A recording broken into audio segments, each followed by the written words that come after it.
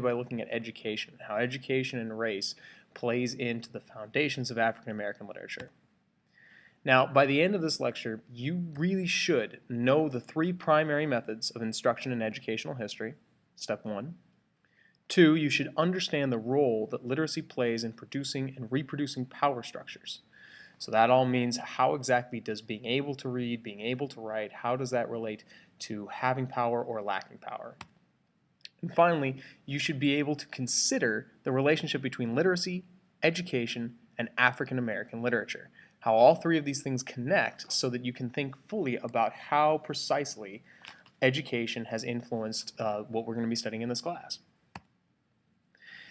Now, I want to start with just a basic question. So you tell me, Google it, look it up if you need to, but think about this. When did Homer write his Odyssey? Got it? Okay. What about Buddha? When did Buddha write the various teachings and philosophies that ended up being turned into the Buddhist religion? How about Socrates, the famous Greek philosopher? When did he write down his teachings? Finally, then there's the New Testament. When did Jesus put down and set down all of his lessons, parables, and teachings? And finally, Shakespeare. When did Shakespeare write down and collect all of his famous plays and poems? If you know me, you know that I'm probably playing a trick on you, because the truth is, they never wrote them down.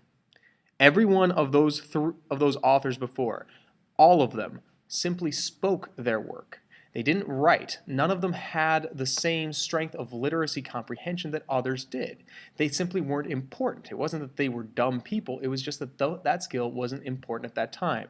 Homer was an oral poet. Buddha was a teacher and philosopher. The same is true for Jesus. The same is true for Socrates. Shakespeare likely could read some because he did get an education in Stratford-upon-Avon, but he didn't write everything down in a large, multi-faceted, easy to produce and repeat and send out into the world kind of way. He wrote it down so that actors could memorize it quickly, and the copies that we have of Shakespeare are based on the memories of actors who remember how they said it and how it was said to them when they were in the audience. It required you to be a great reader and writer in order to exist. But that doesn't jive with our sense of education. In education, you come in, you learn your 3 R's, reading, writing, and arithmetic. We need to learn how to spell arithmetic, but that's beside the point. But reading and writing. But how did that become popular? How did that become the mode of education? Now, in most of our global history, we've had 3 kinds of education. Now, one of them is the complex thoughts, philosophies, and concepts. Those are the teachings of Buddha, the teachings of Socrates, the teachings of Jesus, the teachings of the Ramayana, the teachings of every major religion throughout time, including Muhammad and on beyond everything, the great rabbis of the past. They were all taught through spoken discussion and memorization.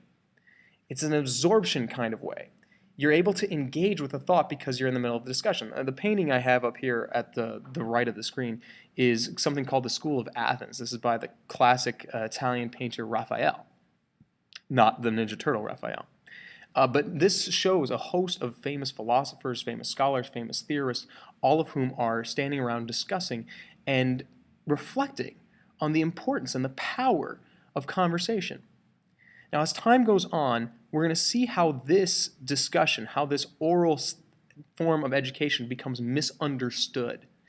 But it's important to note that we start with this idea of absorption, becoming fully absorbed in the discussion and the conversation piece.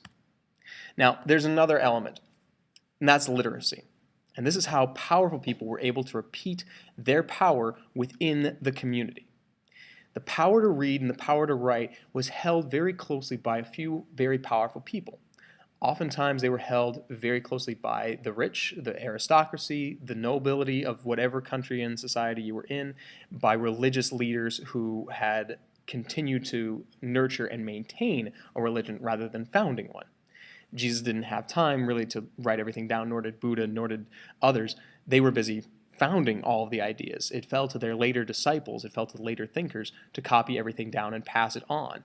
in order to become a true member of that small society, that powerful religious society, you had to learn to read the teachings, and you had to learn to write the teachings down for others to see.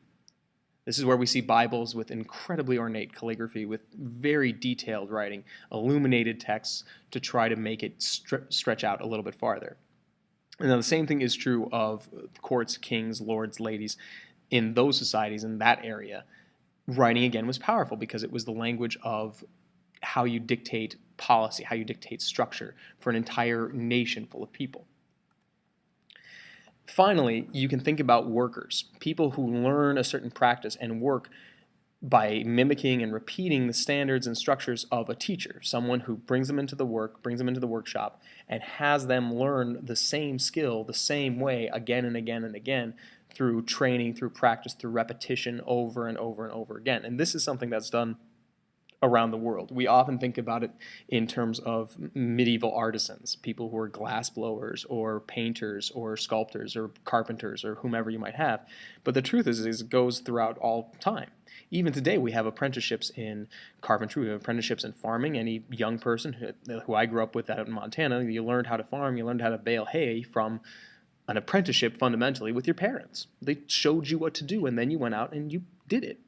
And that apprenticeship model is always popular, always powerful, and really dedicated and focused in first and foremost on learning a fundamental skill.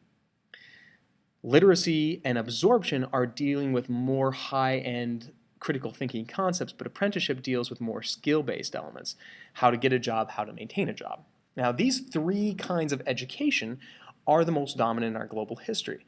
But as time's gone on, our standards and our values for what good education is have changed. Reading and writing has really only dominated the field of education in the last 500 years.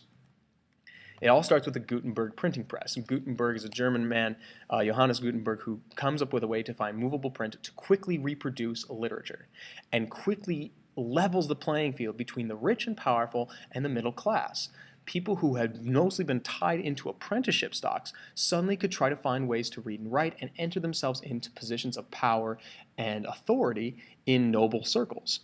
So Gutenberg's printing press is a phenomenal invention, a great discovery, and really helps things to go on. It really helps the religious institutions because Gutenberg's first book that was printed widely and distributed en masse was the Bible. The Gutenberg Bible is one of the most famous and valuable texts out there in the world. And religious institutions really take that even farther. As I said before, in order to become a high-ranking member in a small group, whether it be whether it be a noble court in Europe or Asia or wherever you might be, or whether it was in a religious setting, trying to become a priest, trying to become a father, a monk, or whatever you might be, religious institutions valued your reading ability. As time goes on, religious leaders think about it less in terms of having a small group of powerful people and more in terms of having a vast quantity and a vast number of adherents and believers within their faith. So they really, after first opposing Gutenberg's Bible, come to grasp it, come to hold on to it, and start to spread the books throughout the world. They see it as incredibly valuable. It's also incredibly valuable because through the religious institutions, we spread the ideas globally. All of a sudden, you can find text, you can find translations using printing presses all around the world. And you have this idea that books are the key to becoming part of this powerful group. But it's worth noting, it's the powerful people who've determined that this is the way to become part of the powerful group. They're the ones who've decided that reading and writing is the way to have access into this community.